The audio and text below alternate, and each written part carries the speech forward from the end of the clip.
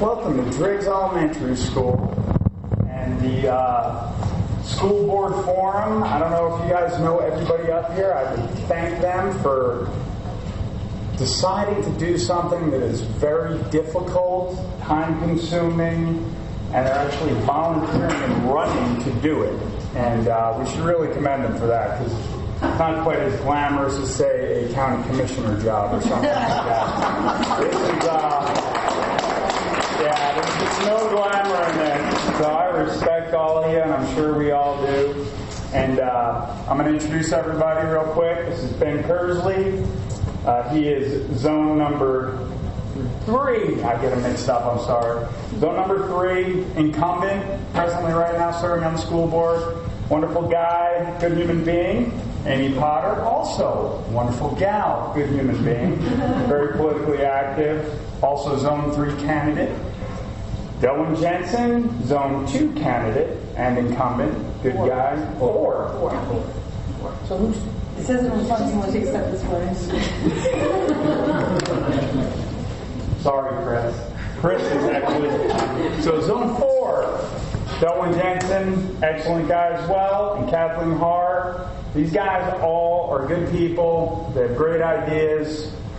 I don't know why they want to do this, but they have one thing in common, and they all want the schools to be better. They just might differ slightly on how to get there.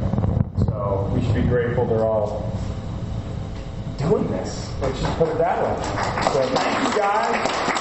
Those who have served and those who hope to serve, and you guys are awesome. I'm going to start with a quick question first about the school bond.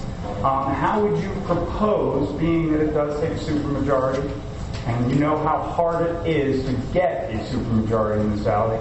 It is a huge topic to all of us, and I'm just going to throw it out there first because it's kind of on everybody's mind in the valley.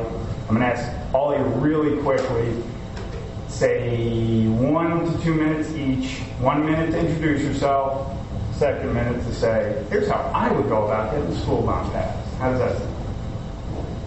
Mr. Kersley, starting with you. Let me use Mike.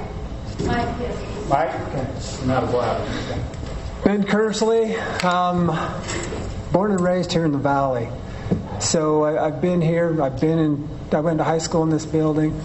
It's now an elementary school. I went to my grade school was Victor Elementary, and so my parents, myself, and my kids have all gone through Victor Elementary now. So 3 generations.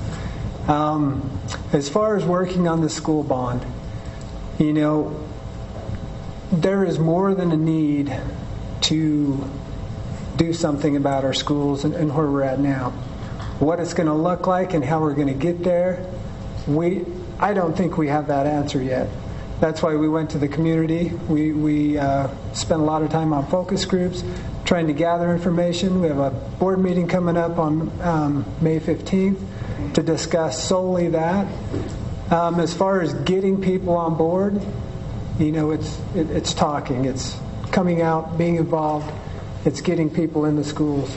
The first time that I went through this school is at Driggs Elementary here, as it is at this current state, the elementary school, I came out laughing because the locker room where I used to change for PE is now the teacher's lounge, and the shower still works, but it's a storage facility. Walking into the classrooms, the weight room, the wrestling room is now divided into 2 classrooms. The ag shop has a classroom in it. The wood shop that's upstairs now has classrooms in it. So those are not accessible to those who have special needs or handicap. And as far as being able to put kids in any corner they possibly could in this building, it's happened. We do need to do something here. I think one of the best ways to get people on board is to get them in the schools and to let them see for themselves what's taking place here, because our staff has done an excellent job on using every bit of space, creating a classroom out of a square box. You can go down this hall right outside the door here, and you'll walk into classrooms where instruction takes place every day. And these teachers have done an excellent job in creating a classroom and a learning environment with what they've been given. So, thank you. Amy Potter. Thank you, Ben. I just want to thank the Education Foundation for this opportunity to address all of you, my fellow candidates, for being here and giving of themselves, and all of you for coming so we can have this discussion on education. It's very important. I think that's why we're all running, because whether it's thankless or not, it's the most important thing we think we can be doing. I'm Amy Potter. I grew up in Gallatin Valley, Montana. My mom's family's been there since the 1880s, so a little bit different than here, but a lot of similarities. I graduated from Creighton Law School in 1998, summa cum laude, second in my class, so I've been practicing law for about 20 years. I went to public schools growing up. My mom was a public school teacher, librarian. I believe very strongly that our public schools can prepare our children for anything, that our kids can achieve anything with a great public education. So that's why I'm here. I have a second grader and a third grader at Victor Elementary. Great teachers, a really great community, but the school facilities leave something to be desired. So I think you're going to hear the same thing from all of us about the school bond. It has to get passed. It's no longer, well, it never has been an option, but it's really not. The way to get people to see that, I think, is something that the school board is already looking at. We need to illustrate why renovating and expanding the existing buildings is not an option. For Victor Elementary, we would have to put a modular in the playground.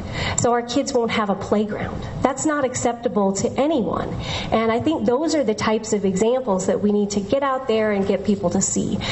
I feel like the public opinion is changing just in what I'm hearing. I'm hearing more people say, yes, we do need a school bond. We need this. We understand that, but we want to know what the plan is and to be sure that the board is being fiscally responsible and they're weighing all the options and they're looking at the future and when are they coming back to us for the next school. And I have to say that the board is on the right track with that. I've been going to the board meetings, the bond meetings, and they've really been focusing on all of those things. So when they come back with a plan, it's going to be well researched. It's going to be based upon input from the community. It's going to be financially supported. And I think we have a really good chance this time to get it passed. And then it's just getting out there. I've been telling people when I've been knocking on doors, you're going to see me again in 6 months knocking on your door for this school bond. Not going away. This is not going away. We're going to get it done. Thanks, Amy. Delwyn? I'm Delwyn Jensen. I have currently been on the school board. I'm in my fourth year. Obviously, I'm up for re-election. I guess that means I've been there for 4 years now.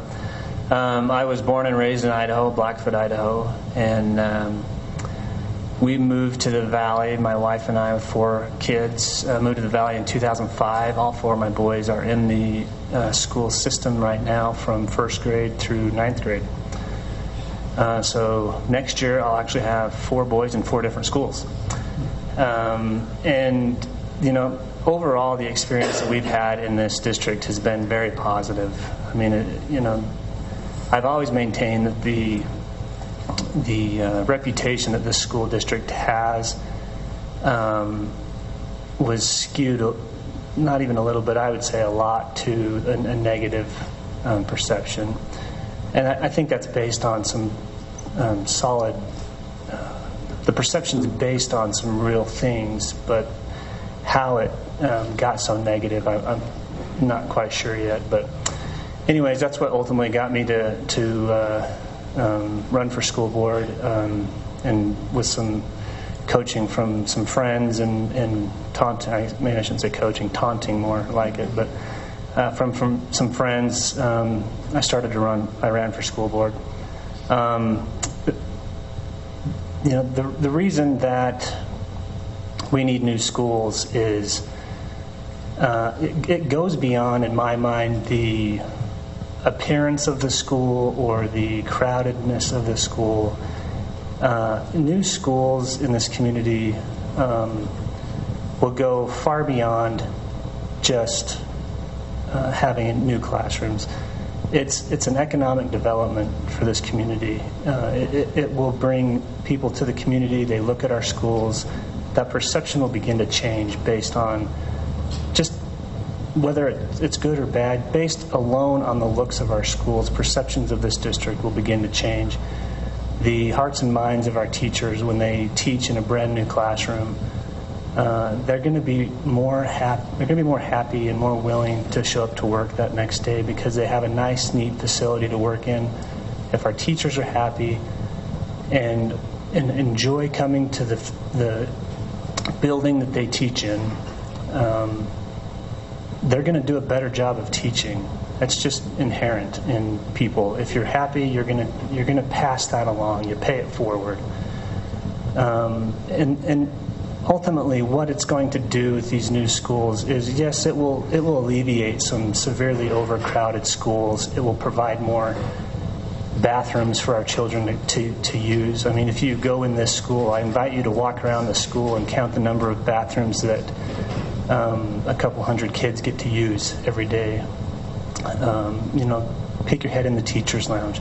All of those things do need to be addressed. But ultimately, at the end of the day, the main reason in my mind to build new schools is student achievement. It will undoubtedly improve the education level of our children, and that, in my mind, is the reason why this needs to happen. And how we get it to happen is, I believe, the way the board is moving now. Like Amy has said, we've got a plan from beginning to end, and I believe if we focus on this plan and execute the plan, we will end up with a bond that the community will support and facilities that the community wants. The way we're going about it is we did a lot more community outreach in the beginning, and we did focus groups. We hired a consultant to go out and put together some focus groups, put together some questions and surveys, and we just recently got those results back. We discussed them at a special meeting we had a couple weeks ago. And so we're moving into developing a plan, because the input that we got back from the community was basically what the community said was, go out, do your homework, research what would be best. And they put forward 3 different ideas from these focus groups. One was to remodel new schools. And an example of that would be tearing out these chairs, leveling the floor, and putting classrooms in this space here. And so we would be remodeling different buildings. That's one option. Another option would be to build 2 new elementary schools, add on to the Rendezvous. If we keep the K3 model, or if we go to K5 model, Rendezvous would be obsolete. So that's an option. And the third option, what is the third option, Chris? Centralized, that's right. Apologize. A centralized elementary school. So we would have one big elementary school servicing K5 kids located, I would most likely say here in Driggs, on some land that we already have between the high school and middle school. So those are the options that our architect and construction people are working on, developing. We're looking at the details of it. How does it affect traffic? How does it affect the economy of the individual cities? How does it affect teacher collaboration? We want to get into the dirt of all of this, into the weeds, and really figure out what is going to be the best plan. From there, we're going to move to the community and say, this is what we've decided on, and this is why. And there will be a lot of community meetings. There'll be a lot of information published on Facebook. There'll be a lot of emails, flyers going home with children, through collaboration with our staff. I hope to have all of our teachers on board with whatever plan we come up with, and so a lot of that information will be pushed out through our teaching staff and other staff here at the schools. And ultimately, if we stick to that plan, I firmly believe that in the end we will end up with a good school facilities for our teachers and students, and that the community can support. Kathleen. My name is Kathleen Haar. I went to high school in northern Idaho at Priest River High School. And I've basically been involved with education for almost 40 years in one way or another. My undergraduate degree was in education, did that for a little bit, did some software development and did computer program training during that. I've taught community college classes. I actually taught a university class one time. So I've been involved with education. We moved here in 2009 in part because I did not want my kids to go to high school in Carlsbad, New Mexico, which was where we were at the time. The schools were too big. There was too much depersonalization. I think they probably had some very good teachers and some good classes, but it just really was not what we wanted. And I was thrilled to have our kids here. And finally, our son was not harassed about the fact that he did his homework. He answered questions in class. He was a decent student. And that was a big deal for me, to not have him harassed about doing his homework. As far as what the getting the bond passed, obviously we need the bond.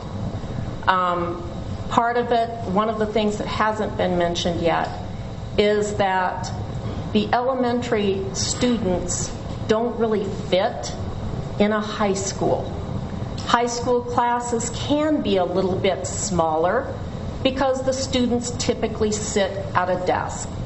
The little kids are moving around. They need more space in their classroom. They probably don't need a big auditorium. They probably do need a lot more playground space. How do we do this? The door-to-door approach is probably my favorite. We get people out there. People appreciate when you are willing to go out there and talk with them. One person I talked with, I said, my name's Kathleen Har, I'm running for school board. His initial response last Saturday morning was, I don't like kids, I don't like the schools, and I don't vote. We spent about 25 minutes discussing science education. People are willing to talk if you engage them on a personal level and let them know what the real issues are. That person said he was going to go vote too, so the personal approach works well. All right, guys, now how I'm going to do this is I'm going to let you all ask a question, then it's going to be a Facebook question. It's going to be you all, then it's going to be a Facebook question. It's going to be a lot of fun. But everybody's going to want to talk about the school bond, which is huge. But I would like to see if anybody has a follow-up on the school bond. I would love to do it by district. So I would like to say, does anybody have a follow-up to anything Ben or Amy had to say about the school bond? And don't worry, if you don't, it's fine. You don't? Okay. Other candidates? No?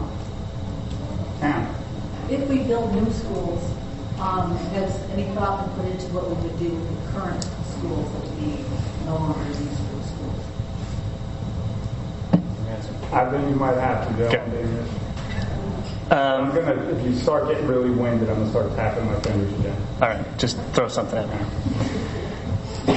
Yes, there has been. For example, in Victor, part of getting the land we need to build the school in Victor would be it's kind of a three-way swap. The Carl Johnson Foundation owns the 13 acres that we would like to build the school on.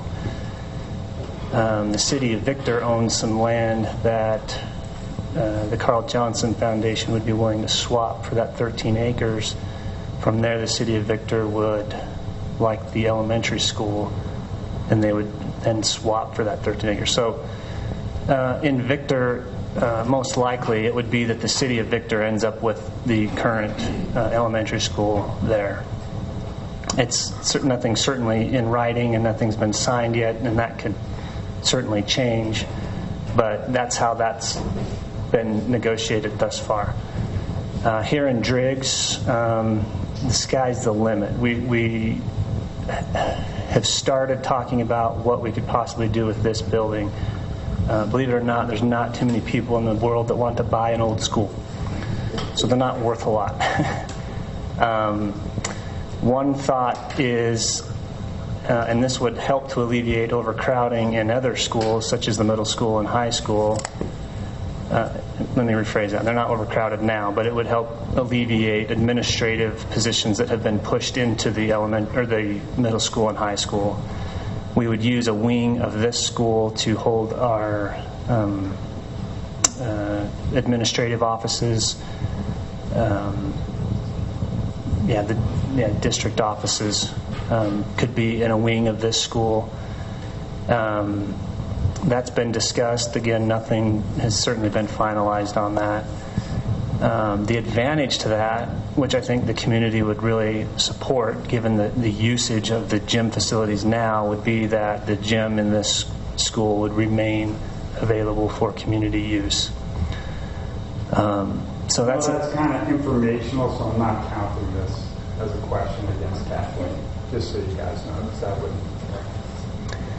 So the Victor one's a little more kind of solid, although nothing's been signed. But this facility here, it's up in the air, and any ideas from the community would certainly be welcomed on that. So, Kathleen, do you have any ideas on how you would go about it?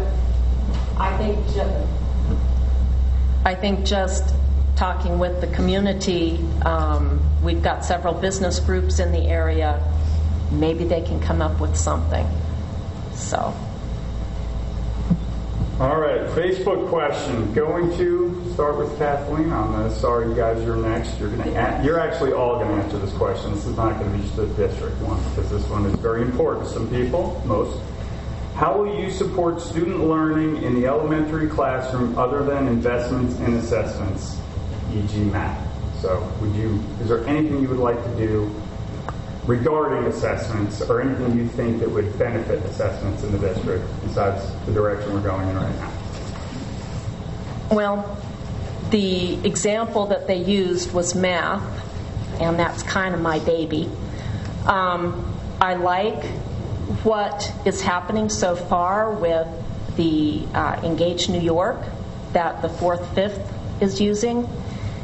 They seem to be, or at least what we get in the school board meetings, is that they are pretty excited about this, that they feel that it is helping their students to learn math. In addition to that, about 20 or 30 years ago, the country overall started talking more about how reading is fundamental. And we need our parents reading to the kids all the time. What can you do to read? And use that time. There were extra minutes added to every day where kids could read a book, whatever book they wanted, or a teacher would read to them. We have programs where grandparents come into the classroom and read to the students. Those are huge, and they've made a difference. You look at the kids who are graduating from our high school today, and their reading and writing skills are very good. We need to do the same thing with math. Math is also fundamental to what we do in this country today. It's fundamental to almost everything. We need to be using math, counting with our kids, cooking and measuring boards, building things. Those are important. And until our kids are starting out with that fundamental understanding of mathematics, we're not going to be turning out the scientists and engineers that we need in our country.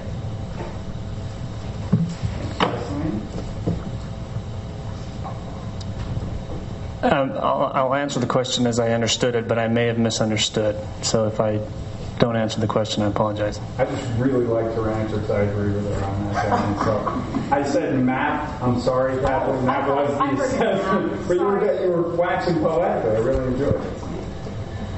How we are supporting the education in the elementary level is most every decision, I won't say every decision, but most decisions that the board is making now centers around student achievement.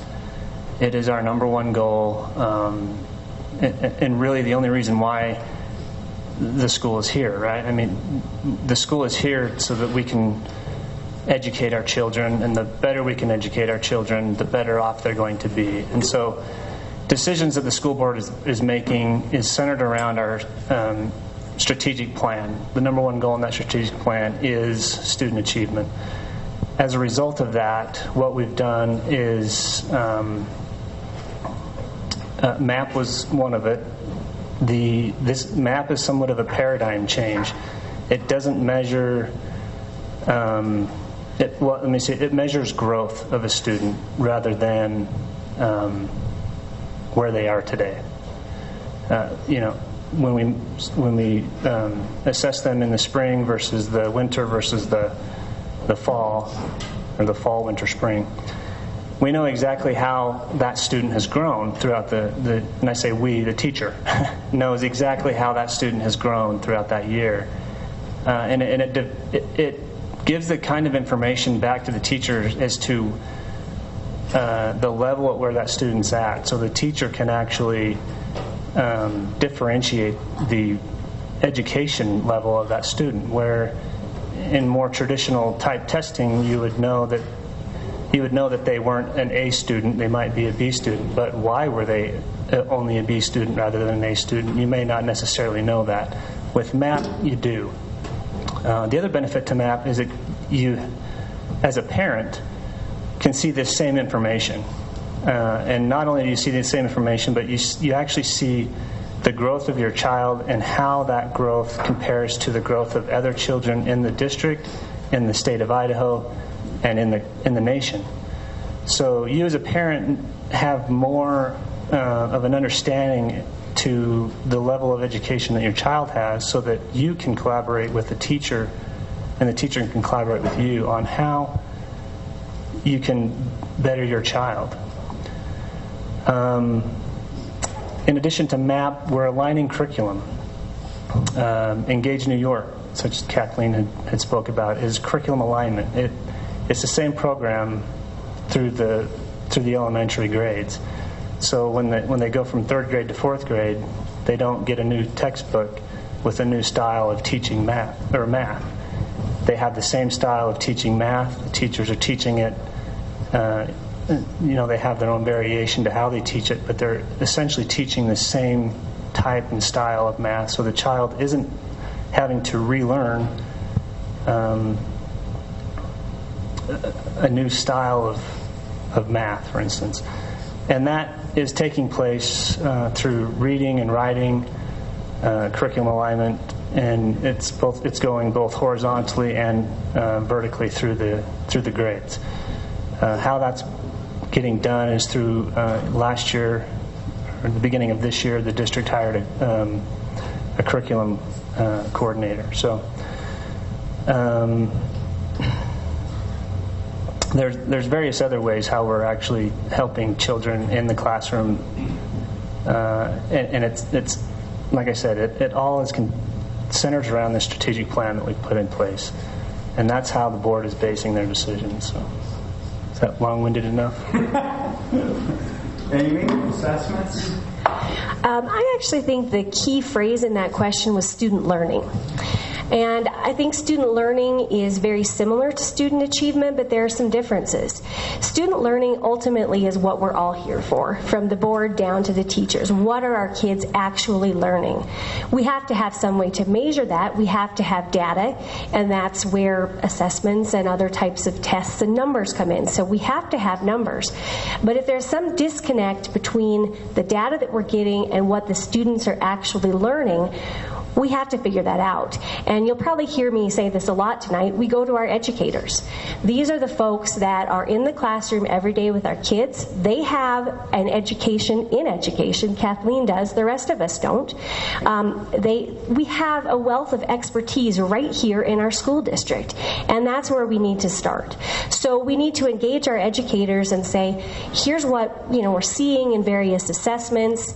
Is this matching up with what's happening with student learning? And if it's not, why not? How do we connect these two things to make sure that the student learning that we know is taking place is showing up in the numbers that we can use to explain where our student achievement is, because that's all important. The MAP assessment, as a parent, I like it a lot. I can see where my kids are coming out on certain things. It breaks it down into subtopics in math and reading and whatnot and language, and you can see where they're growing and where they need to grow, but it is an assessment tool. It's not intended to measure student achievement. So I think it's a great tool. It's a new tool. If there is any frustration or disconnect at the educator level, at the teacher level, we need to figure that out and kind of tweak how we're using the assessment to make it more effective, so that ultimately we are achieving student learning as the number one goal of education.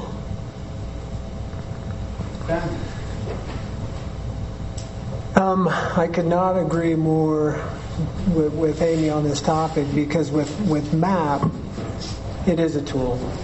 And I'll never forget the board meeting that they came and they talked about MAP, and then we sent Megan and Brian off to be trained, and they came back and they were excited. They used excitement and test in the same sentence, and I said, wait a second, where does excitement and the test come together? And they were really excited about the information and the tool that this could be for our district. And I believe it can be a great tool. Does everybody understand how that tool works today? Probably not. It's going to take time. And that's what Brian and Megan came back and they told us. They said it's going to take 1 to 2, 3, and even 4 years to implement MAP correctly. And not to be discouraged or try to rush through it so that we miss the potential of what we can gain from that assessment.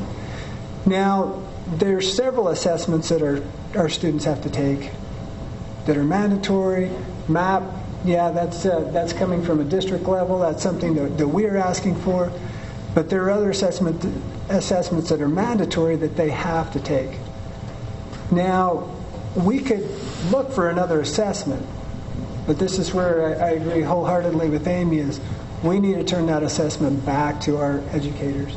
We need to let them make sure that those tools that they have with MAP and these other assessments are being used. They can take that data and use it on a student level, on a parent level, and then on a grade level, on a classroom level, and even on a school and district level.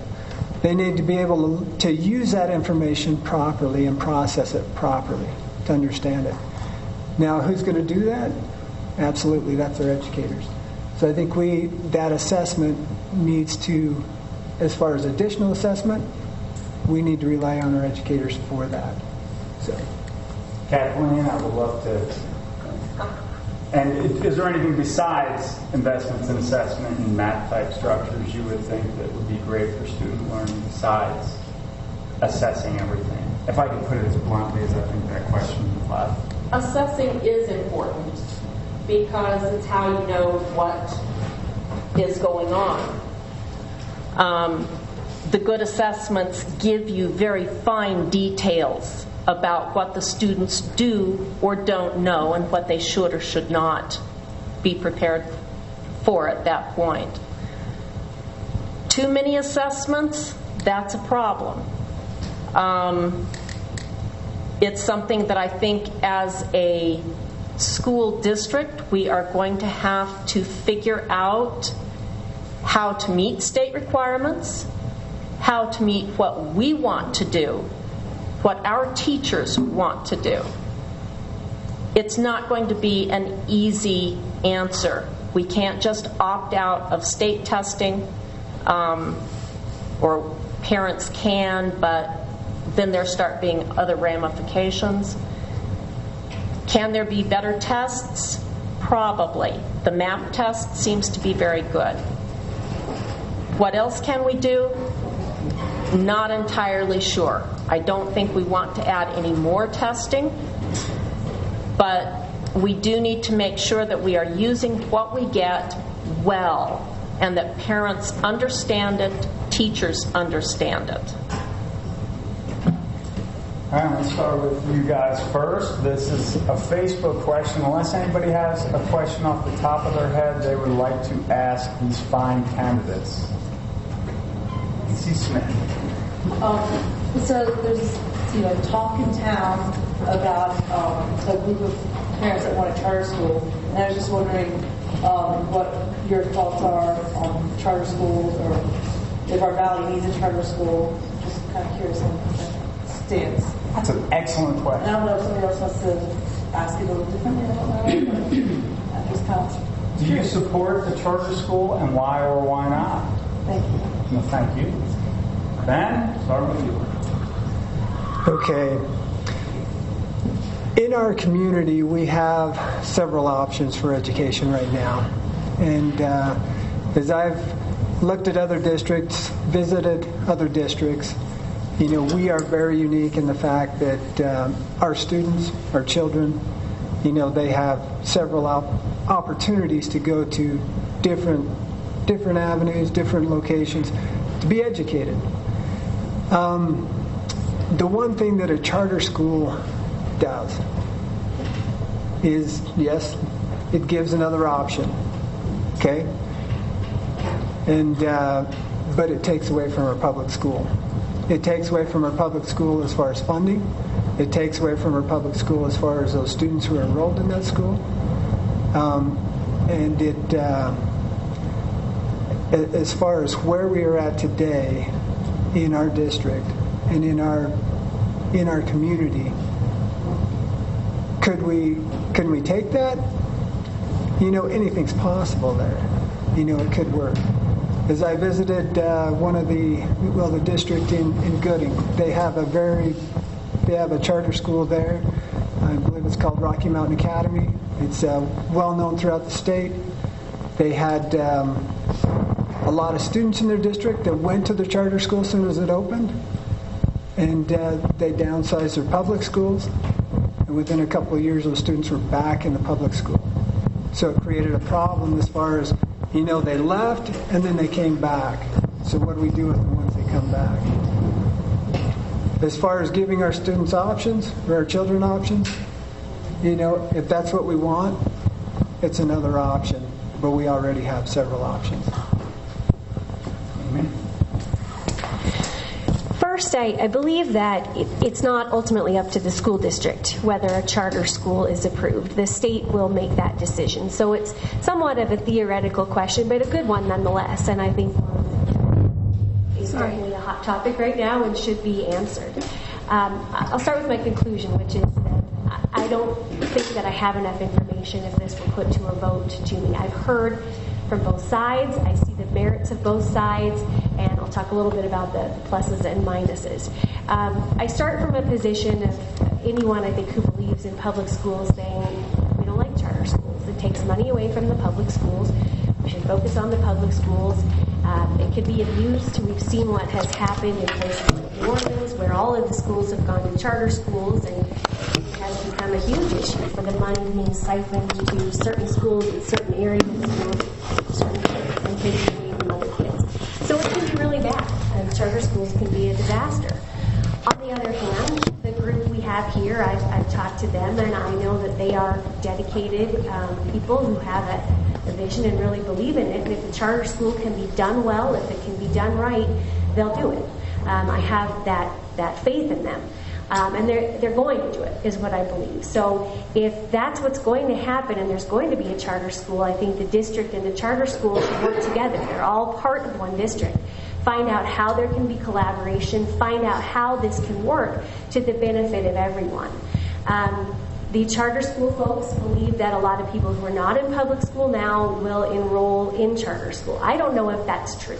I bet they're somewhere in the middle. Some kids will, some kids won't. Some money's going to go out of public schools. I think that's inevitable. We may not be able to stop it. The charter school may have more flexibility in curriculum to try some experimental things that the public schools as a whole are not ready for, but they might be really great ideas. They might work well in a charter school, and then they could be incorporated into other aspects of the school. So there are some synergies, there's some possible upsides. If this is something that's going to happen anyway, I think the best thing to do is work together on it. No, I'm not in favor of a charter school. I just don't. I'm in favor of competition, and competition at the end of the day is great. It really is, because it betters most everyone involved. And like Ben said, if I remember right, there's at least 8 different options in this community for our children to receive some sort of education. So there is competition here. What worries me the most about a charter school is, I believe I don't know if it made it to the paper, but the paper asked me this, is it's like I think I said like it was a pond. If you throw a bunch of rocks in a pond, eventually you're not going to have a pond. If we spread out too much the education in this community, I don't know that you're going to have good education anywhere. I might be completely wrong in that, because our resources to educate will be spread out so thinly. So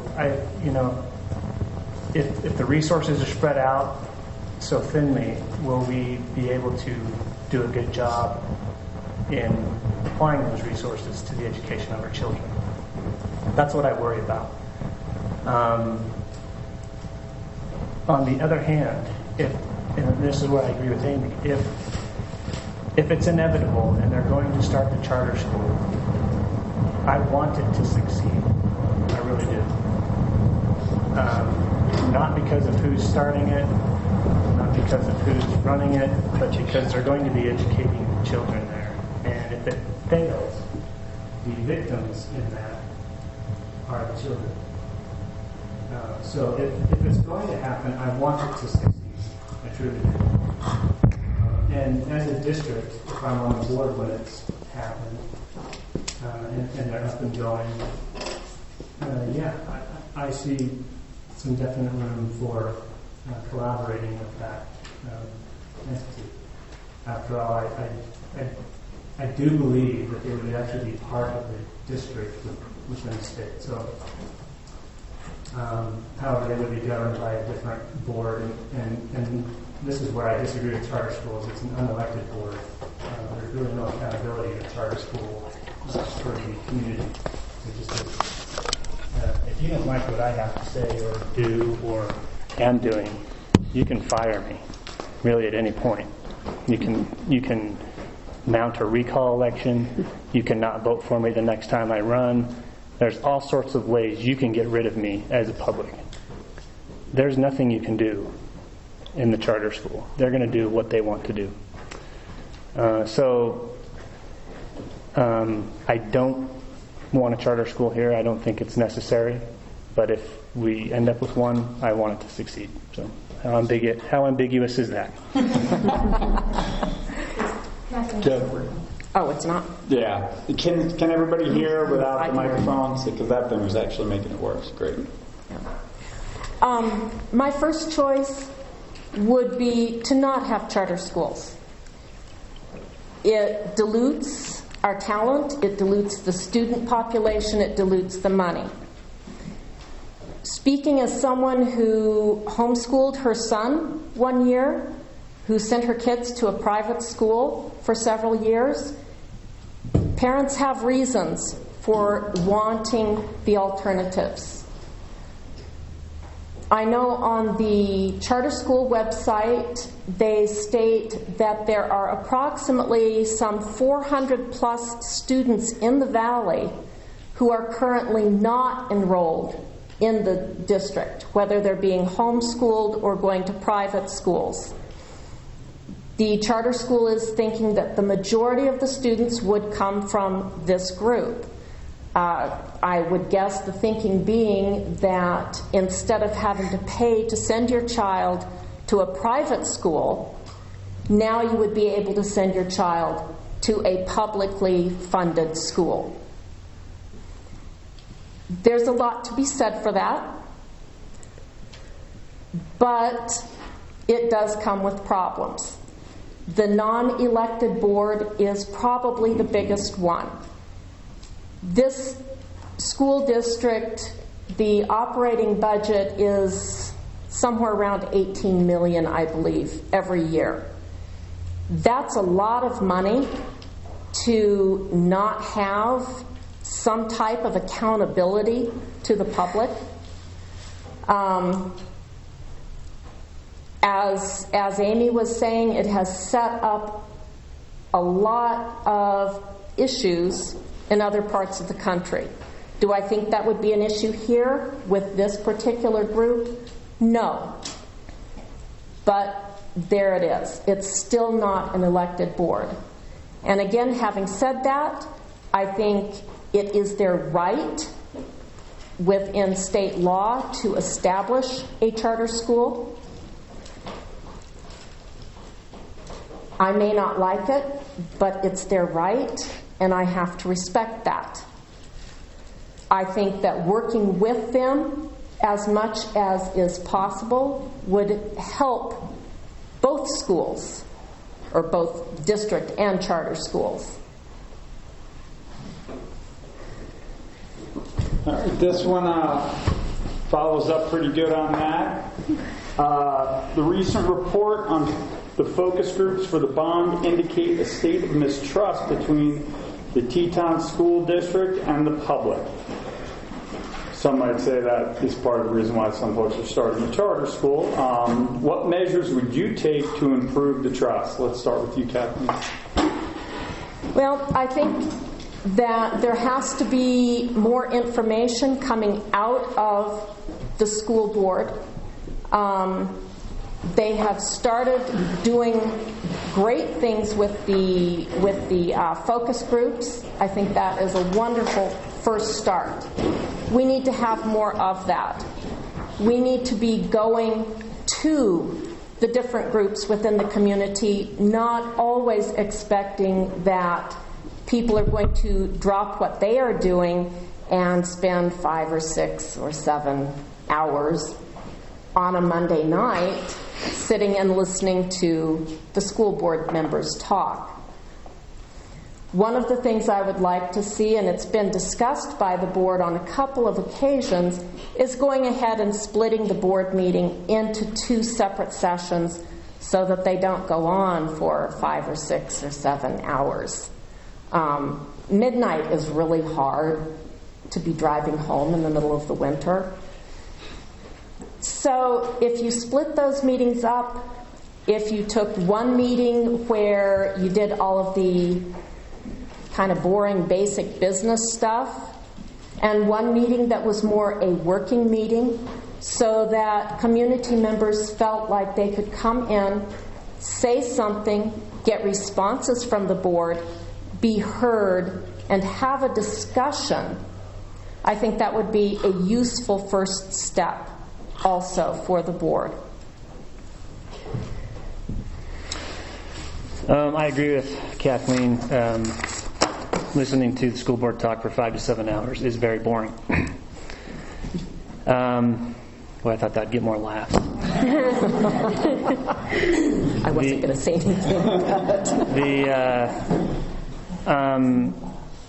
I've had the privilege and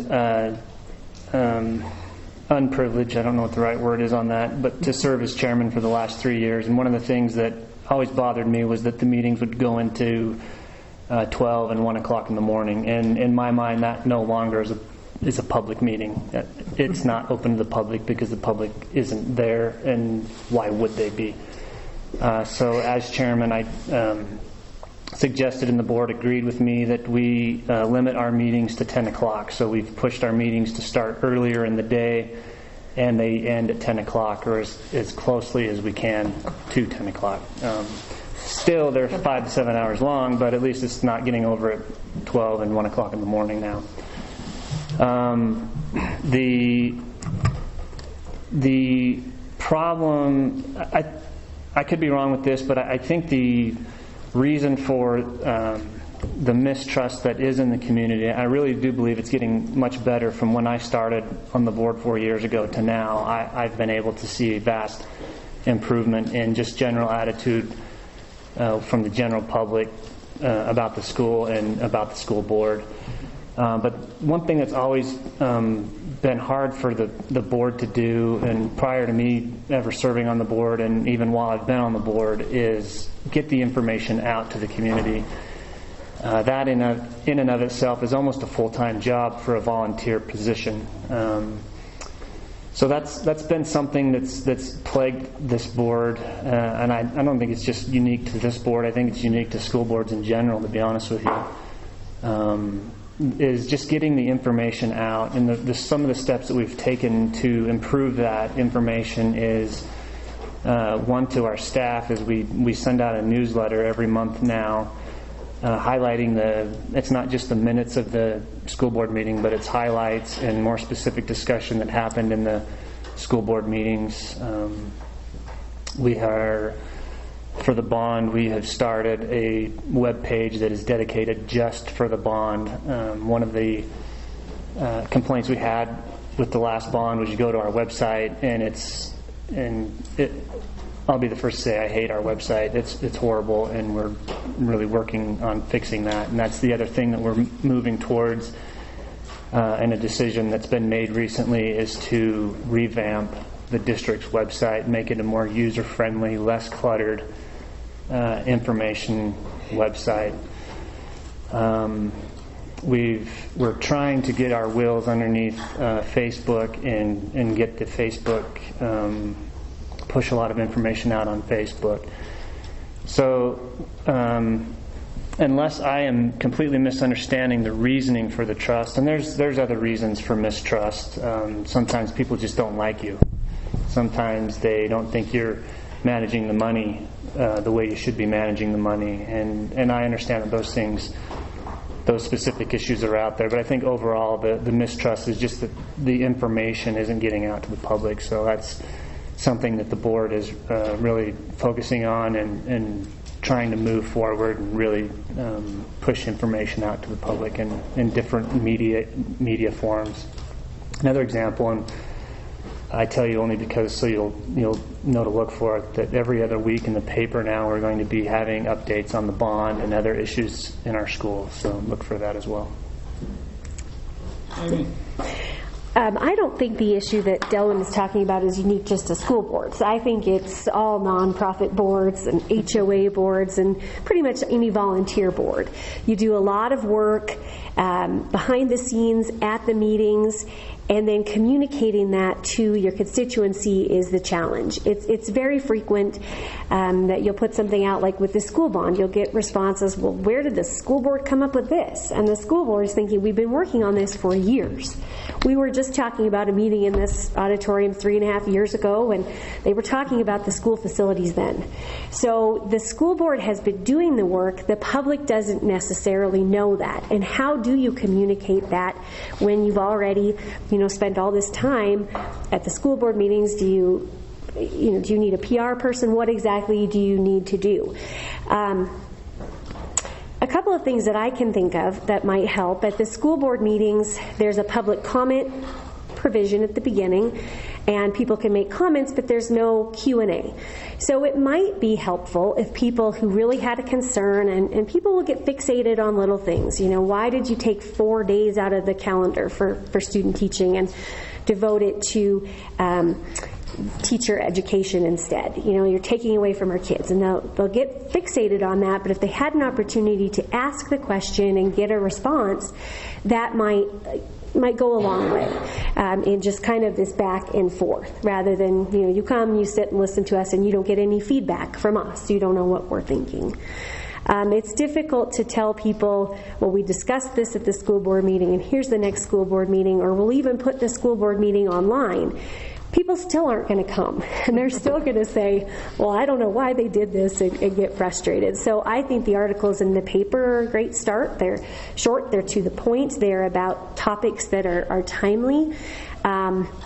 Certainly more of that, if that can be done. I think, as Kathleen mentioned, going out to meetings of various groups, business groups, civic groups, just going and saying, hi, I'm here. Do you have any questions? I'd like to have this back and forth dialogue with you. And when big things happen, like the budget's approved every year, I don't know if there could be a summary of, here are the big topics in the budget, here's where the money's going, because inevitably someone heard that $1 million of the levy wasn't spent, and it should have been spent, and how do you get to the bottom of those things? If you have those types of almost press releases that you're able to put out and you say, here is where you go for more information, and if that's the website, obviously I think everyone agrees, and the board's working on this, that needs help. You need a website that is functional and friendly, and you can find the answers quickly, and that's something that's in progress as well. So I think the trust can be remedied by better communication. It's a difficult thing to do, and I think we just need to keep working on it. Thank you. So since in the past 3 years, this has been a topic of the board that we've discussed time and time again. How do we keep that trust, or how do we regain that trust of community members? How do we change that perception of our district? And personally, I look at it, and if somebody walks away from Teton High School as a graduate and thinks that they're walking away with less of an education, or they're an underdog as they go to college, then we've failed. We have failed. And I want, our students to walk away from Teton High or Basin, whatever it is, with their head up saying, hey, you know what? We were educated. We received the best that any high school student had the opportunity to receive. And I'll be quite honest. As I look out here tonight, we're here to talk about schools. This is one of our better attended meetings that I've been at while I've been on the board. Okay, and we got a full audience. I don't see any empty chairs. but that's and that's sad to say, but in reality, when we do have a meeting and we do ask for community input, and we do seek, staff input or whatever it may be, it's tough to get that. We all have a life outside of, board meeting or whatever it may be. And so, and I'll be honest with you, there are a lot of opinions formed in our community, and I say that because I've been there. And I call them the sofa opinions, because it's people sitting around that hear something and then they talk about it with a neighbor or friend or family, and that's reality. That's what actually happened. And it's not. And going back to my comment of coming through this school and walking out of this school laughing, it was completely different than what the street talk was about Driggs Elementary. I mean, it was night and day. And so how do we bridge that gap? We're going through great lengths to work on our web page. We're trying to get articles in the paper. We're trying to, we have Facebook. We have all these different avenues. Is it working? Well, we'll see at our next board meeting how many people attend. But it's that's the reality. It is tough to get that feedback. When we did our focus groups, we held them in different locations throughout the valley. We held some in schools. We held some at Quickway. And we tried to gather input from clear across the valley. Is that what it's going to take to reach our community and to regain that trust? One thing, as we went through those focus groups, I saw individuals who had those opinions or had heard that, maybe this isn't right. As we talked about it and we left those focus groups, I recognize that the people felt appreciated and they felt buy-in to the district because we came to them to get their opinion. So as far as saying, what's going to be the magic thing that changes that, it's going to be hard work. It's going to be time and hard work to change that. So I'll throw it out there for a question. Yes, all right. Sergeant Ms. Faster, you're next. Yes. Okay. Sorry. I apologize for that. So correct me if I'm wrong, but it's my understanding that the board is kind of heading the dual language program for next year. And my question is, what supports would you like to see or push to have in place next year to make the program as successful as it could be? Did everybody hear that? The dual immersion program, she'd like to know what kind of supports and what it would look like, what kind of support the school district is going to do to make sure that that program is a success. Is that fair enough? Mm-hmm. I'll start with Ben. We're going to just keep going back. Okay, back and forth. We should have sat in the middle. Got a pattern. So as far as what it's going to take to make this program successful,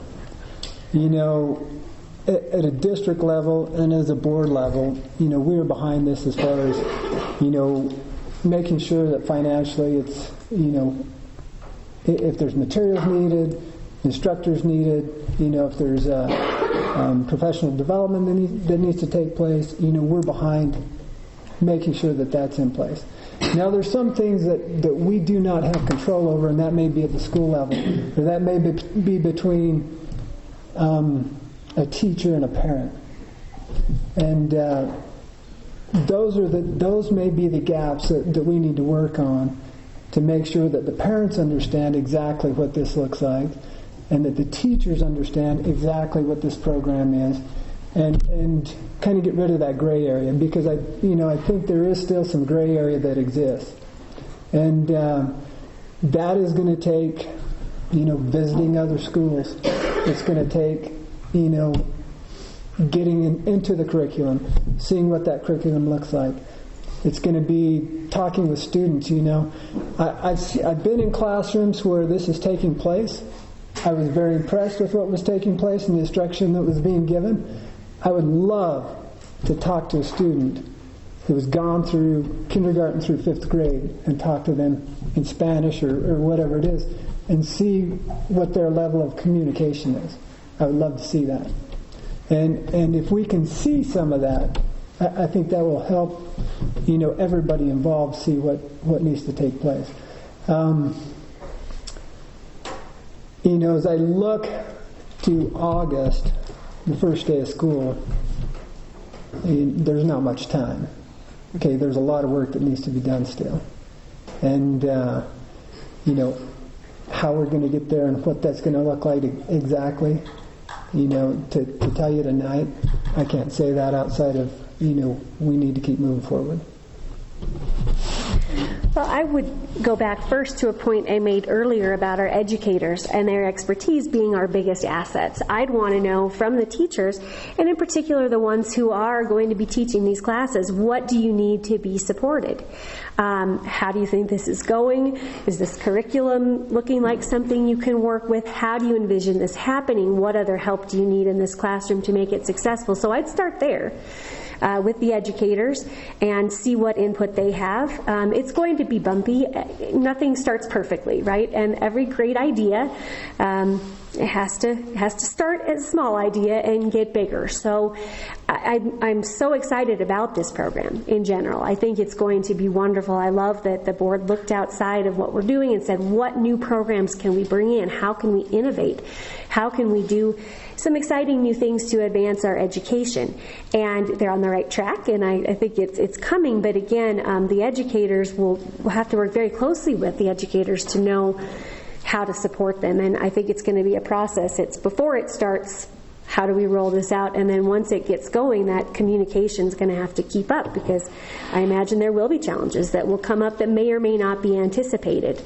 And the board needs to be fully supportive of that as kind of a brand new flagship project. If we institute a brand new project, we want it to go as smoothly as possible. Hiccups will happen, but put all the resources we can behind that, so the next time we have a great idea, it is received well, and our educators and our parents and students know that we can do this. We can make changes. We're capable of implementing these great ideas. Yep. To answer the first part of your question, the board isn't heading this. Our involvement, I was going to say our involvement stopped. Our involvement didn't stop at all. This is a major initiative of the board, and we want to see it implemented and successful from beginning to end. But as far as the board making decisions beyond the fact that we just want the program to start, there really isn't too many other decisions that the board's making other than that. We've asked Monty, the superintendent, to head this program up. So through Monty, he's delegated certain tasks out to different administrators and teachers as well. So as far as the board heading it up, we don't make curriculum decisions. We don't make the decisions that teachers and educators should be making, because I'm not that. So that's the first part of your question, I believe. The second part of the question is, I agree 100% with Amy. That would be a question from me that I would ask our staff involved in the dual language program is, what do you need from the board that can make it better? It's going to be, the first couple years, it's going to be, I wouldn't call it rocky, but there's going to be, holes that we fall in now and then, and we're just going to have to figure out what those are as we go along, and do the best to make corrections and move forward and make the program better. I first toured the school over in Jackson, where these dual immersion's been going on, I believe, for 7 years now. I think it's 7 years. I think I went into a 7th grade class. We went into a kindergarten class, 3rd grade class, and I believe we went into a 7th grade class or a 6th grade class. And it was unbelievable. That all of these kids were, they were basically fluent in 2 languages. Every kid in that classroom was fluent in 2 languages.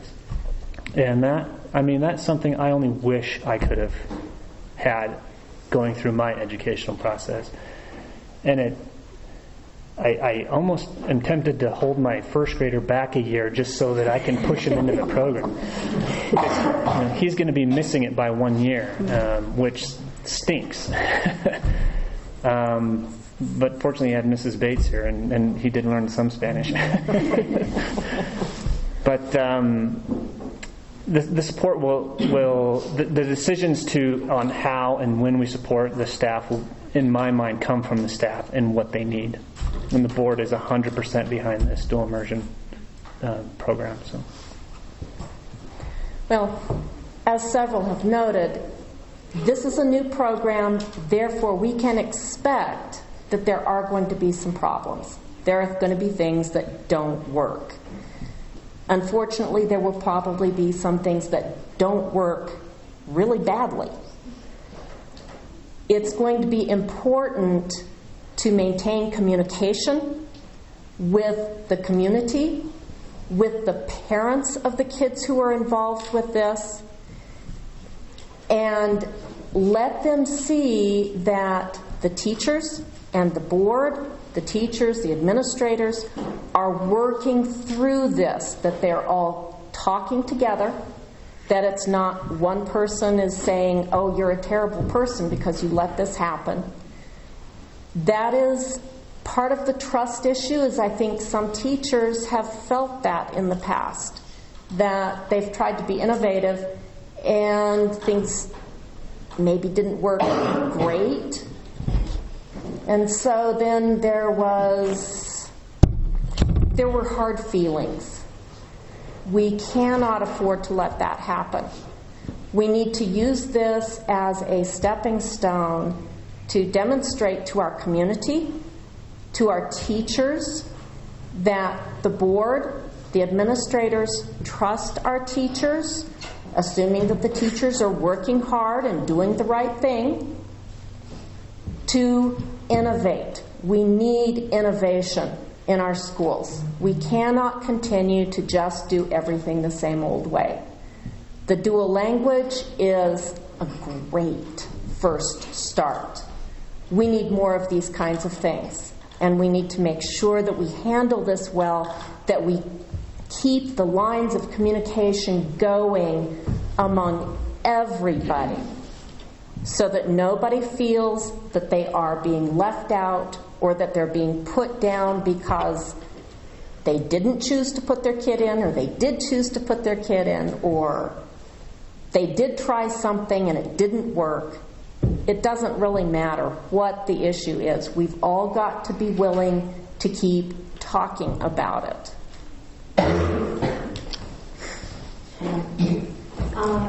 School bond aside, what do you think is the priority issue facing the school board moving forward? And how would you personally, not speaking generally about the school board, but how would you personally address that priority? Let's start with Kathleen. I'm trying to remember the order here. As I stated in incorrectly responding to the first question, mathematics and science is kind of my big thing. If you look at our test scores, our English writing scores tend to be pretty good. Our math scores tend to be less. I think there are things that we can do with this as far as starting a math is fundamental. I think that's important. That will be a substantial focus for me if I'm elected to the school board. As far as what the board overall is doing, the communication and the building of trust is huge. That is something that is repeatedly mentioned by almost everybody you talk to. Many times they go back 5, 6, 7 years to things that happened a long time ago. Okay, yeah, things happen sometimes. We're past that now. We need to move on. We need to continue working with what we've got. You can't blame people forever. So I think that's a huge part of the board's mission, is to keep working on that communication, keep building on that trust. For me, that priority is, and I talked about it earlier, is student achievement, and I want to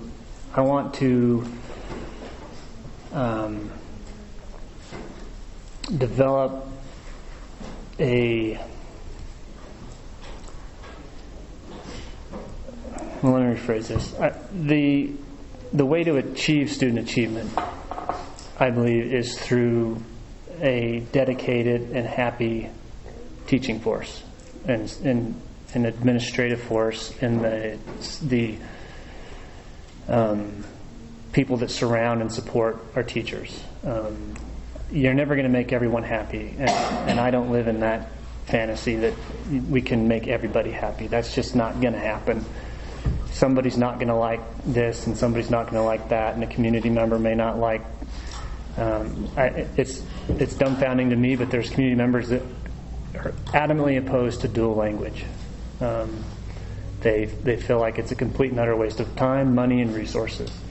And I respect that opinion, but I wholeheartedly disagree. If you look at the benefits of this dual language program and how it will ultimately affect student achievement, and this is what it comes back to. It's not, the cool part is, yes, they learn 2 languages. That's great. That's awesome. It better develops them to move forward once they've graduated high school. But the best part about that dual language program is that it improves their learning, their capability of learning. It improves it expands their ability to acquire knowledge. And so it's programs like that I want to continue to focus on. And like I said, me personally, decisions that I make personally, not all of them because I don't deal in absolutes, but most of them are centered around student achievement. What is this going to do to better either the staff on how they can ultimately better the student achievement? How is it going to better the student? But at the end of it, in the cost benefit analysis does the benefit to the student outweigh the cost of the decision that's being made? And as long as that benefit outweighs to the student, I will make that decision over and over and over and over again. So me personally moving forward, my platform, if you can have a platform as a school board, I'm not sure that I don't know, but it would be student achievement. And that's a long-winded answer. I apologize.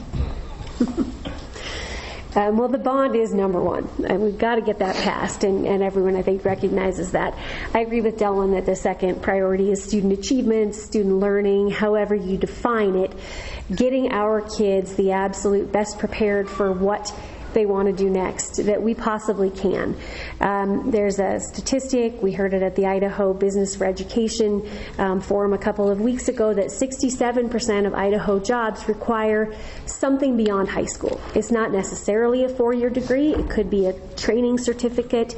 It could be a community college. There are a lot of options out there, but just going to high school is not an option for most kids at this point. So we've got to do something to make sure we're bridging any gap that is there. I don't know that we have the statistic in this district. I think most of our kids are accepted to college. The numbers are pretty good. But in Idaho Falls, where they're apparently opposed to a community college, which baffles me, it'll cost $1 a month to taxpayers, and they're against it, only 38% of their kids are going on to something more than high school. So you've got a 30% gap there between what the job market requires and what the kids are actually doing after high school. So, and that's Idaho. You know, that's just one state. We've got to prepare kids for a global market, for a global economy. It isn't the case where people can just stay in one place anymore. You've got to be prepared for what else is out there. So we need to figure out ways to bridge that gap, whatever gap may be there, and it's innovative thinking. I think that there are a lot of programs, even here in Idaho. There's a school up in northern Idaho that devoted its Fridays to sort of a career track, and it's more than a work study type of program. It is actual people from the community coming in and teaching things in 5 different tracks that the kids were really interested in learning about, and it's preparing them to go in certain directions for a career. I don't know if that would work here. I don't know what the expense is, if it takes away from the basic education, but it's an idea, and it's an idea that is working effectively in Idaho. There's great schools in neighboring states as well, so I think we need to do the research and go out there and talk to other school boards and look at what other schools are doing that is innovative, that is new, and start implementing some of these programs. Now, it's a process. Obviously, you can't just say dual immersion is a great idea and it's there. It takes research of the fiscal aspects, of the staff aspects. You need to talk to the educators involved. You need to decide if it's even feasible and then go through a whole process. But we need to start throwing those ideas around, bringing them in and saying, does this even seem like a possibility? Yeah, great. Then I'll go research it some more and I'll bring back this report. And let's do these new things, these innovative things that are going to bridge the gap and get our kids to the level of student achievement to compete in this ever-changing world. So as far as the next important issue facing our district outside of the bond, you know, I would hope we can get to a lot of these things as we go through this bond process. As I look at it, I think we kind of have a problem with, it's human nature. We tend to put the blame on somebody else for where we're at today. And in our community, I feel like, as a district, the district gets blamed for things that maybe parents, if they took responsibility of, there wouldn't be that issue.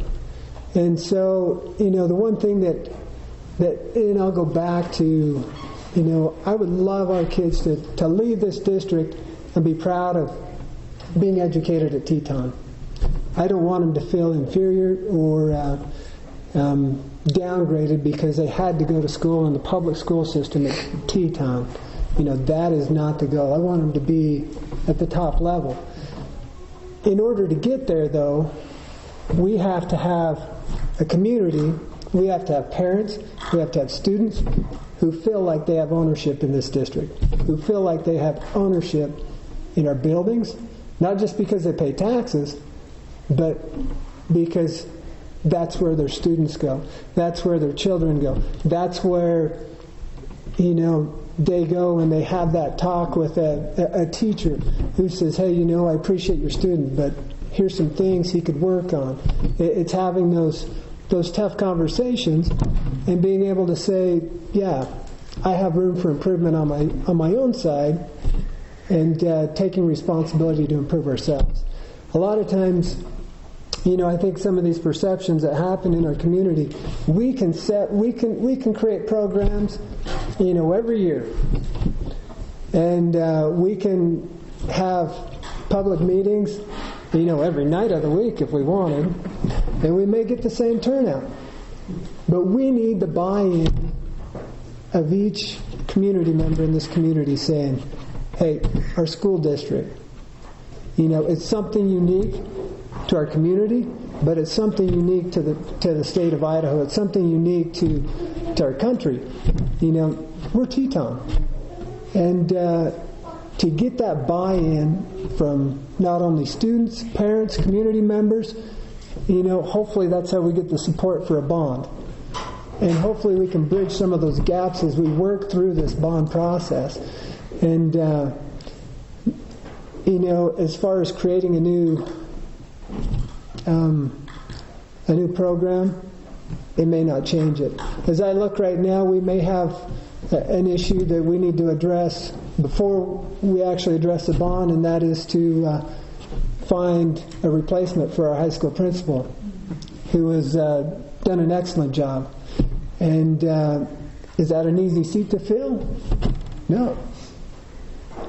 Who's it going to be? We don't know. But, we're going to need that buy-in of the community, the buy-in of parents, that support of parents, that support of even students. I really feel that a student, when he goes to school, and I can talk about my kids because I've had 4 of my sons in the district, but when they go to school, if their perception of a teacher or an administrator is affected by my perception of what I say at home, they may be checked out before they ever go into the classroom. And so that affects the education of my student, of my child. And so if we have that support, that buy-in that goes clear throughout the community, I think we can improve not only our efforts as far as trying to get a bond passed, but also success in our program, success in anything we look at as a district and where we want to go. What is your opinion about the change Idaho has made in the science standards regarding climate change? I'm going that one. So as far as the change that the state of Idaho has made about climate change and the standards, the science standards and edited what needs to be taught regarding climate change. Okay, and I'll be quite frank with you. I have not studied those changes. I have not seen what is being required at the state level on that.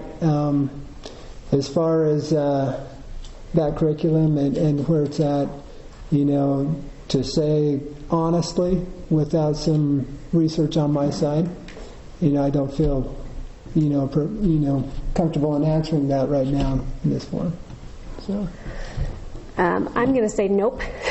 I mean, it's so frustrating. That is an issue that I'm aware of, and changing the science standards to take out any reference to climate change possibly being caused by anything that we are doing.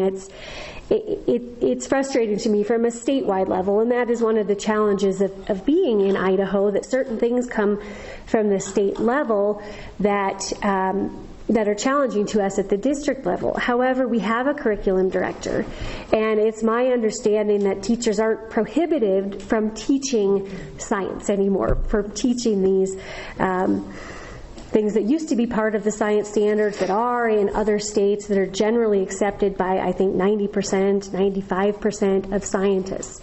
So that, I believe, will be handled in the first instance between the curriculum directors and the teachers, and they'll keep teaching actual science.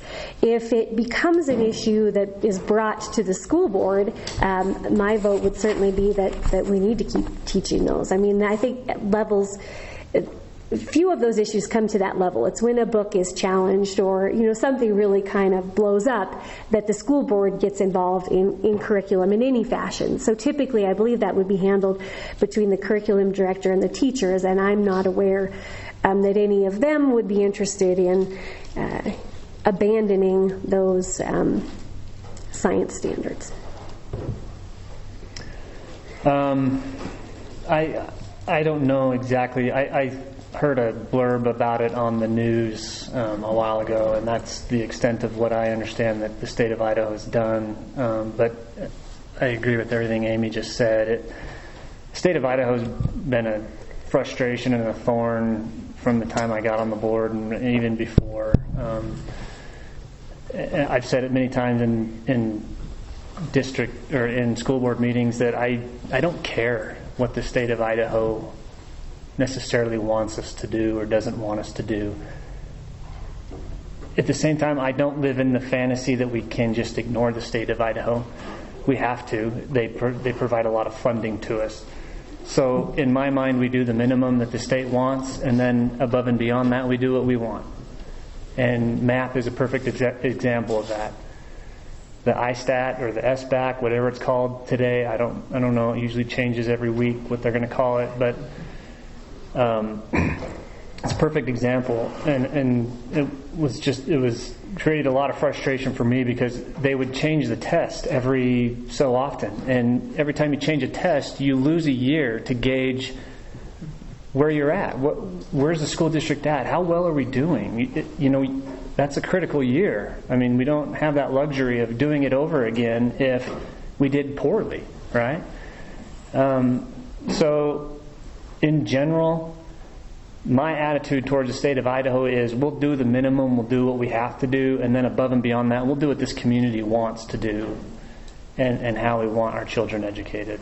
And I know that's kind of around your question, but I just don't know enough about I don't know enough about what we currently teach and how it would change based on what the change in the state came down. So like Amy said, on a school board level, we really don't get into curriculum. We have that curriculum director, and I believe that between her and the teaching staff and the administration, the right decision would be made. And if it's not, and it gets to the school board level, then at that point we're forced to make a decision. But yeah, we'll do it at that point. I think what the legislature accepted or voted on, they wanted to have new science standards in place. They couldn't get the new standards in place with the 6 standards that had to do with the climate change. So the majority opted to go ahead and pass the bulk of the science standards without those 5 or 6. Probably not a bad plan. I mean, that's how legislatures work, is compromise. And we probably all need to be a little more willing to do some of that. That said, the state standards for all of the subjects are kind of like the building code. It's the minimum that is required to do. So you can do plenty more. We can teach whatever science we're currently teaching as long as we are meeting the minimum standards. One of the things about science that we need to encourage from kindergarten on up is that science is not an absolute. Science does not say we absolutely know this for a definite fact. Case in point, the speed of light. For decades, the speed of light was supposed to be an absolute. You couldn't possibly go faster than that. Well, turns out that in very specific circumstances, you can kind of go faster than the speed of light. But too many people within our society today think that science means 100% guarantee of whatever it is. If you're talking about evolution, it's absolute 100%, this is the way it all happened. And that is not the way science works. That is not the way the whole climate change issue works. Do we have absolute 100% proof positive that this is what's happening? No. We still don't have 100% proof positive that smoking causes cancer. But it is a well enough documented by science issue that most people accept that as pretty reasonable. This is what science needs to be doing, is helping kids understand. We're not talking about absolute proof.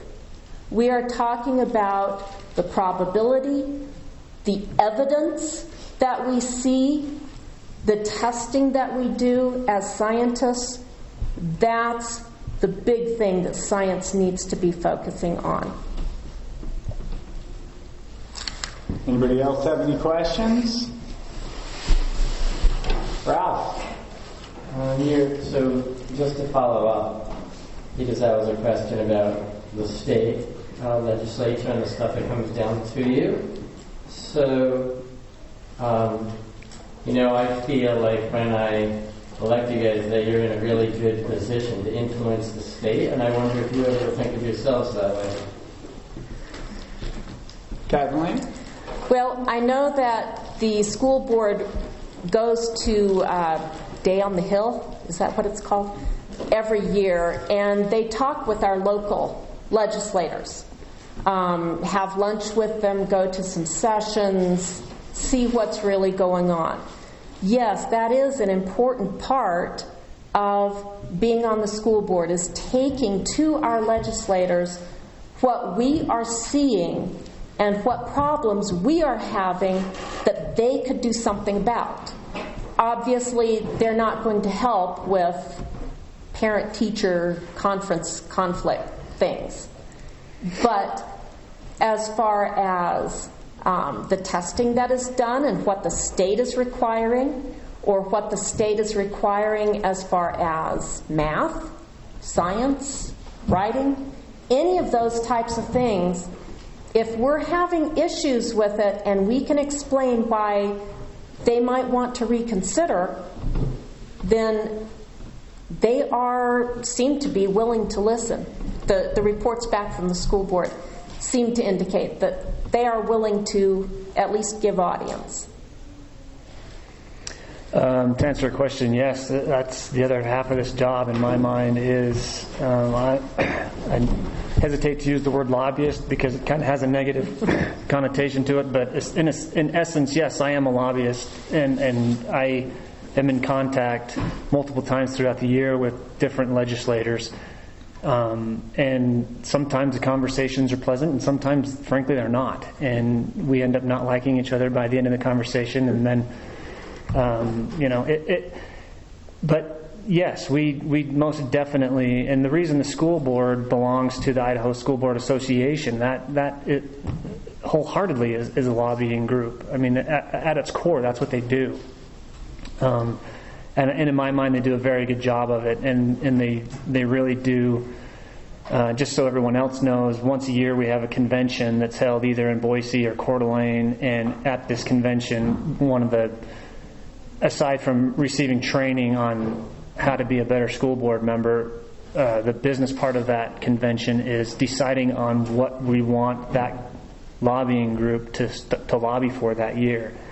And every district has the opportunity, and we've actually submitted a few of our own to this group, to submit resolutions that we want this body to take up and start lobbying with our senators, and they do it constantly. They are Karen Echemetti is the president of this group, and if she ever left, I don't know who on earth would replace her, because she does such a fantastic job of and has such a wonderful relationship with our legislatures, that if the Idaho School Board Association doesn't necessarily like what's coming down, most of the time it doesn't end up happening. There are a few occasions where, and in my mind, good for the legislatures for not always agreeing with this. I don't think that they should always agree with this, because their viewpoint of what's happening is entirely different than my viewpoint of what's happening. So they're operating on different information than I am. So they don't always necessarily have to agree with me, but I've found in speaking with the legislature, most of them are very receptive to ideas that come from the school boards, and a lot of them reach out to school board members that they've built relationships with and ask opinions throughout the year on different agenda items. So yes, the other half of this job is to be a cold-hearted lobbyist that goes to Boise. I would agree. I think all of us should be lobbying our representatives all the time. They represent us, whether they listen to us or not. And I think as you get a title like school board or any sort of elected official, you have that much more not necessarily credibility, but that much more chance that they'll at least listen to you. Are they going to agree, to reduce the 2/3 majority to pass a bond? Are they going to agree to significantly increase funding? Probably not, but that doesn't mean you don't keep asking over and over, and you keep doing that, and you consolidate that power. You join together, like Delwyn said, with other school boards, with groups. I really was impressed by the Idaho Business for Education. I mentioned it before, that group that came. Rod told us some of the things they're doing, and those folks have the ear of some of the more powerful people. They just got a committee finally appointed to study rural education in Idaho. How has that not been studied? But they've gotten that going, and he's on that committee. So you want to reach out and find the people who have even more sway than you do, and who have the ear of someone who will listen. And just keep trying. And if you could say, I'm on the school board, or I am a business owner here in town, I'm a parent, whatever it is, let them know why you matter, why they should listen to you, and keep pushing. This is, anybody who thinks that being on the school board in Teton District just stops at the county line, it doesn't. And, being able to go to Boise and to meet with some of these state representatives, I don't know how many districts get that opportunity. Monty has done a great job of setting a personal meeting up with our local representatives that represent this area, and every year we have had that opportunity to meet with one of them on a one-on-one basis.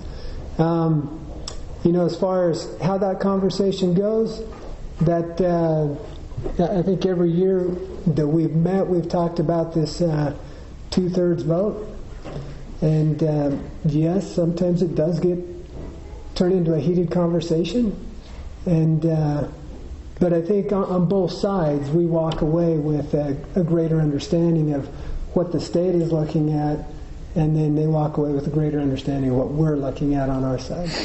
And so as far as being able, if our voice from Teton makes a difference in the state of Idaho, absolutely. And yes, we have, presented resolutions, and we have talked to, we have presented them, and in presenting some, we get feedback from other districts, and some we've rescinded.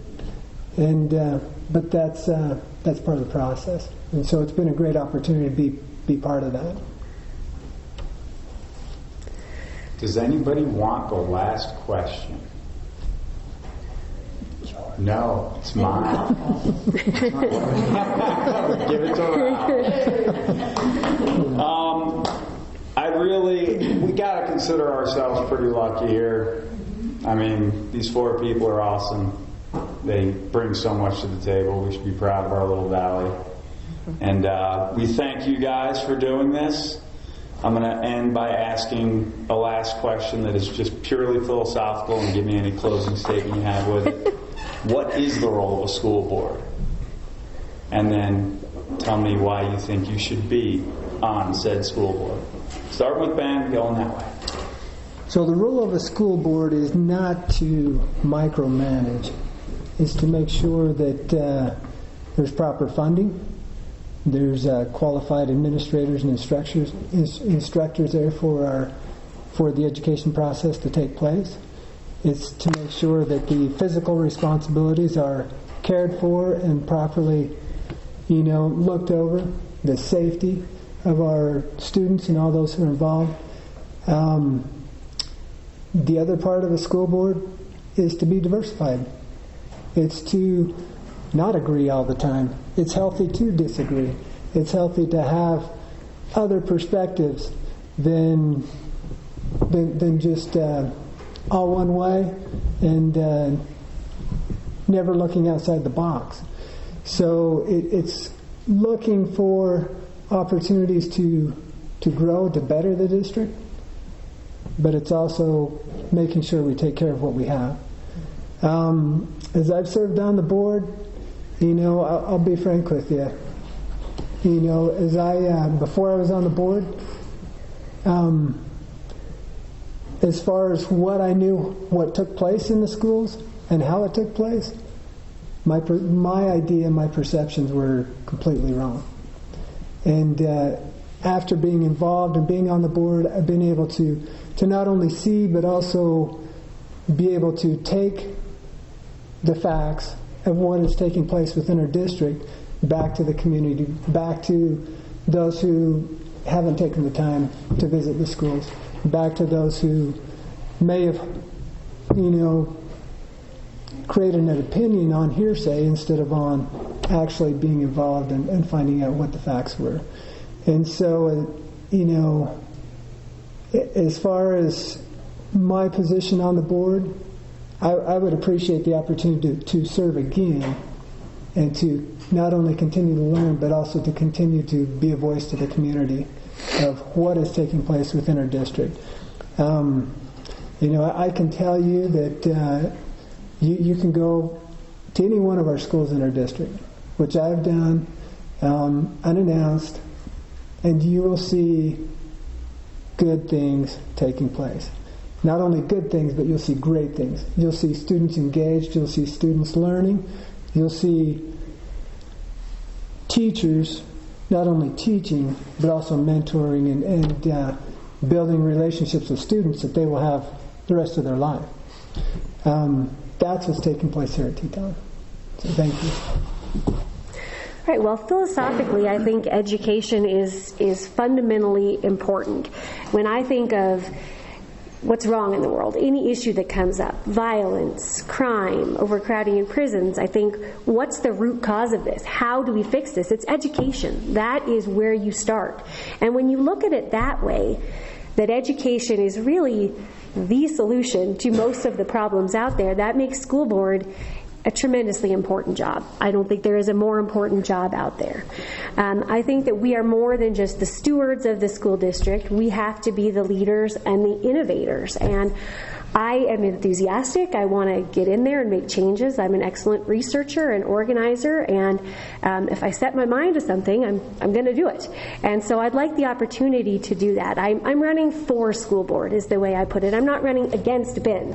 Ben has done a great job. He's a wonderful person. I have nothing bad to say against Ben. I appreciate everything that he has done and his willingness to continue to serve. I am just saying that I'd love to have the opportunity as well, and I'll take my turn. I'll jump in and do it. I'd like to do that. I think it's really important for our kids, our community. We're all in this together, and I'd like the chance to serve all of you. Well, the role of a school board is definitely twofold. There's the business side of the school board, and then there's the philosophical side of the school board. The business side, Ben mentioned a lot of it. You know, we buy buses. We approve the checks that have been written every month. We approve the minutes of the prior meeting. We say that the Pledge of Allegiance at the beginning of the meeting. And I mean, there's a lot of business and formality that happens at the meetings. And that very much is important, and I'm not saying it's not. You know, all of the business that takes place in running a district is overseen by the board. It's not done by the board, it's overseen by the board. The administrators are the ones charged with running this ship. And we, as a school board, make sure that we're, and this is where the philosophical side comes in, we determine the destination. And on occasion, we check in to make sure we're still headed that direction. You know, how we determine that destination is important.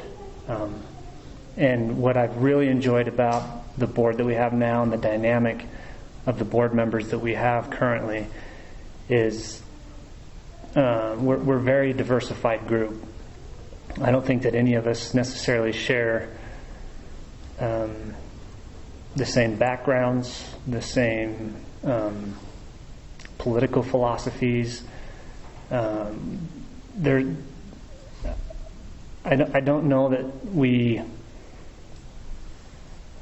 What's the word I'm trying to?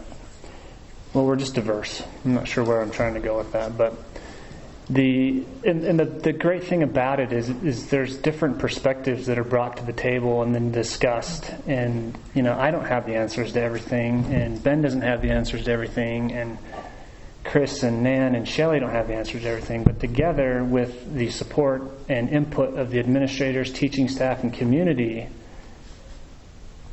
once that has taken place, an answer is delivered, or a decision is deliberated and decided, and that becomes the destination. And the school board that I've had the pleasure of being a part of, one of my very first meetings, I remember asking about a strategic plan, and we didn't have one. There just wasn't one. There was no. We had a lot of plans. Don't get me wrong. It's not as though the district had never planned for anything. There were a lot of plans, but that's like putting a captain on 600 different boats and letting them decide the destination, and you're going to end up in 600 different spots. There was really no one plan that was put together to really steer the district towards a goal. And it took several years, but that plan has been developed through the help of the community, teaching staff, and that, in my mind, is a long-winded answer to the important part of the school board is to ultimately make that decision and to be held accountable to the decision that was made. And that's why I want to continue on the school board, is because I've put a lot of blood, sweat, tears, and a few swear words in between in this strategic plan. And there's a lot of initiatives and programs that are taking place. There's a lot of good happening in our schools, and you know, you don't get a girls basketball team who not only is tremendously athletic and goes to state and competes very well at state, But the better accomplishment that the community may or may not know that those girls did was they had a 3.937 collective GPA, which was the highest GPA of all the girls' basketball teams in the state. But not just all the girls' basketball teams in the state. All of the teams in any sport in the state, men or women. And you don't get that by accident. You get that by knowing the destination. And that's what the school board is charged with doing. And I think that's what we as a school board need to be held accountable to, is to make sure that we've decided where we're going and that we are going to get there. And that's why I want to run, because I firmly believe that we've made that decision through the strategic plan. And we have a great administrative staff and we have a great teaching staff. Nobody's perfect, but overall, fantastic. And we will get to that destination, and I want to be a part of it. So I would appreciate your vote. I think the role of the school board, there are three primary things. The first is to set the vision for the district, to work with administrators, to work with teachers, to figure out where it is we want to go. Who do we want to be? What kind of kids do we want to be turning out? The second is an oversight view. What's happening with all the money? What is really going on in the classrooms? The big thing with the state right now is, are the teachers' evaluations being done properly? Those are things that you, the community, need to know about, which brings in the third, is being a liaison with the community, letting you know what's going on, giving you the confidence to know that, yes, we are spending your tax dollars appropriately. You might not agree with everything, but by and large, you trust us. I have felt since we moved here that we have some amazing students in our school. Almost the first time I walked into the high school, there were high school kids who held the door open for me, which I found astounding. We've got great kids. We've got some amazing teachers who work with the kids, who put in the extra time, who are always trying to figure out something else that they can do to help out their kids. We have a community that stands behind the schools. We have a lot of different opinions, but everybody is looking for good educations for their kids. We have got, the school board has done great work over the last 4 years. We've got the strategic plan. We've got dual language coming in. We've got all kinds of things ready to happen. And I think I have the vision and the passion as well as the time to put in to the school board and to make sure that all of this comes to fruition and that we end up not just with a good school. Anybody can have a good school. We want to have a great school. We want to have kids who can go anywhere in the country they want to go to school. Thank you. Let's give them a big round of applause. Thanks, you guys. You're awesome. Good job.